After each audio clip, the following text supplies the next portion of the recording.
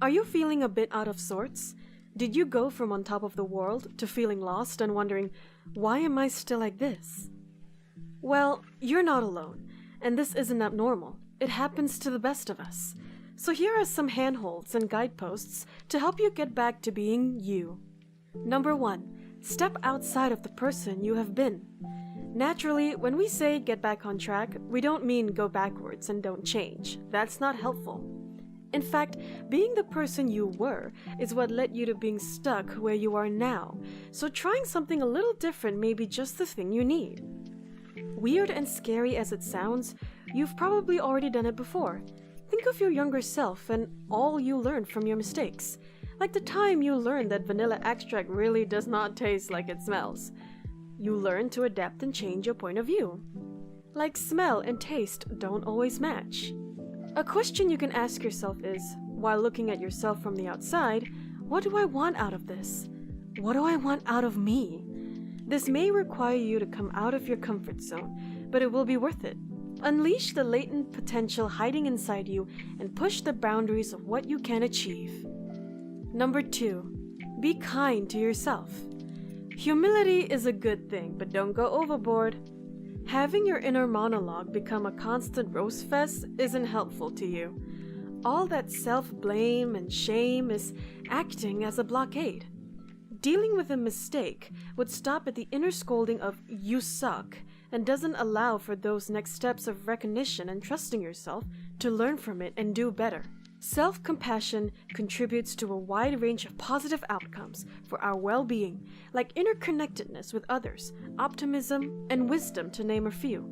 Why? It's because you can only access and learn these things when you believe you are worthy of them. Number 3.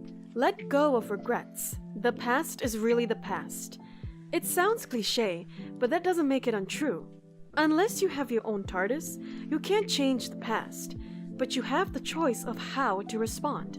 You could keep up with the ruminations of what if, which will only keep you awake at night and make your present full of anxiety and bitterness.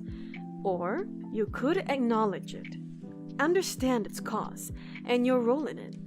Adjust, learn, and adapt. Ta-da! That incident is now a learning tool rather than a punishment. Instead of letting the past ruin your now or your future, make it a part of your life's mural. Number 4. Trust that you are in the right place at the right time.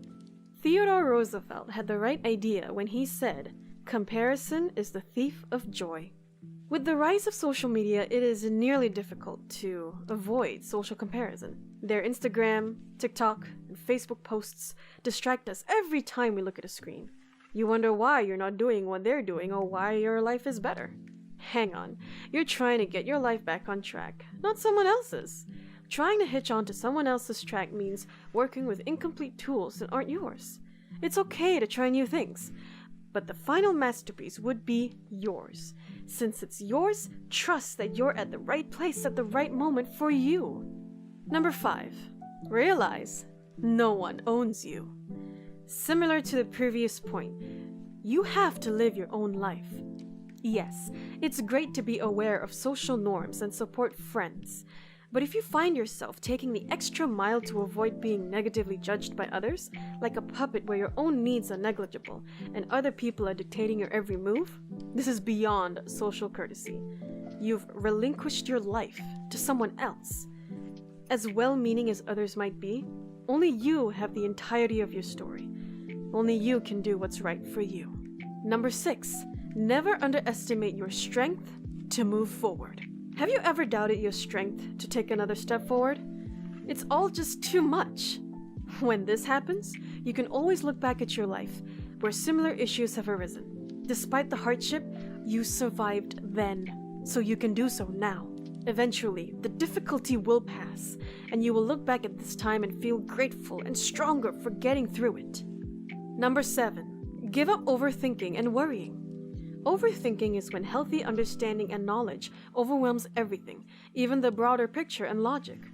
To get back on track, it's important to make decisions and work towards a goal. But there are also the 2 things you stop doing when you overthink. Overthinking creates a vicious cycle of worry that steals your peace. It's basically the hamster wheel of "I hate my life." So stop the ride. You want to get off? Doing so means doing things you enjoy and trying new things. You can ask yourself, what is my worrying doing to help the situation? It may not be easy, but nothing good ever was. Baby steps, my friend. Try setting aside a small amount of time, say 30 minutes, every other day to explore new distractions or experiment with existing ones. At the very least, that's 30 solid minutes of not worrying, which is great. Getting back into you is a process. Just like any other major project, you'll feel like you're making progress sometimes and regressing other times. Remember self-compassion and celebrate the progress you achieve. You may well find that the you that emerges is someone even better than before. And you have all your life experiences to thank for it. Do you resonate with any of these points? Feel free to comment and discuss. Thanks for watching, and see you soon.